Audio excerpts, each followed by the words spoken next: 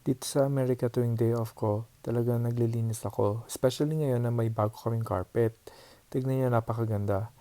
Ito nga pala yung labas ng bahay. Balik tayo sa paglilinis. So, kinuha ko nga pala dito yung aming vacuum cleaner. Siyempre, iba-vacuum ko muna para talagang siguradong malinis yung bago naming carpet. Mga 5 taon din bago napalitan tong carpet na to. Kaya napaka-excited ko nga pala talaga maglinis dito. Kasi yung luma naming carpet, puro ihi ng aso at saka medyo marumi na. Kaya nag-decide na kami ng asawa ko na palitan itong carpet na to. So yung sa master's bedroom nga pala napalitan na rin namin yung carpet. Mga ilang buwan na rin yun nakalipas. Kaya sinunod na namin yung carpet dito sa office at saka sa isang guest room.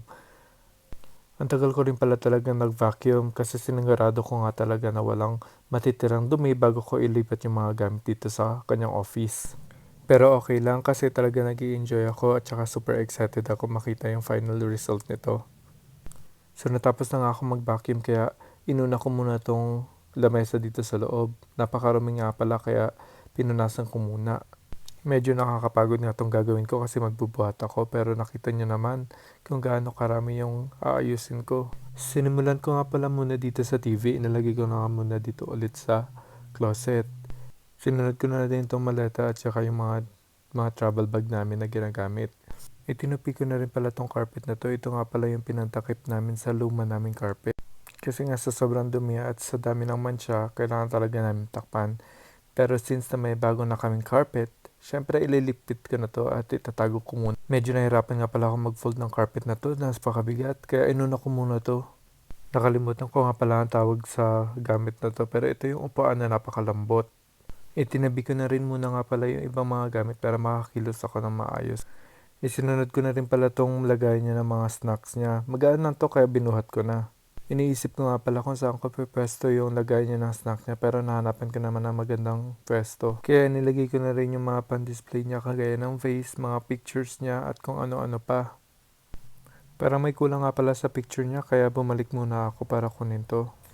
Ang hirap nga rin pala magbalik ng mga gamit kasi iisipin mo kung saan mo sila ilalagay.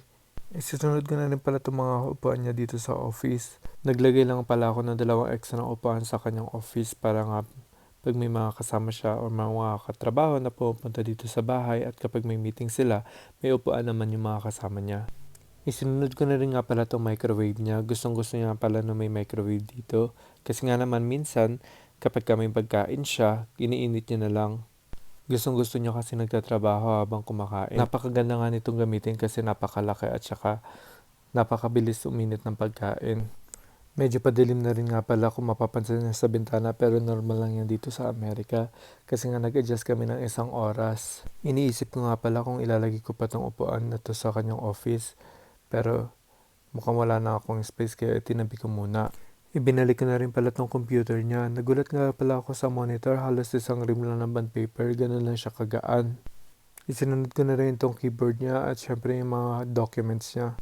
At yun nakikita niyo yung mga natitirang gamit dito, itatapon ko na nga pala kasi hindi naman na kailangan except sa carpet. Itinabi ko na rin yung carpet at nagwalis na rin nga pala ako dito. Kita niyo naman kahit hindi na ako sa Amerika pero yung gamit kong pangwalis walis tambo pa rin.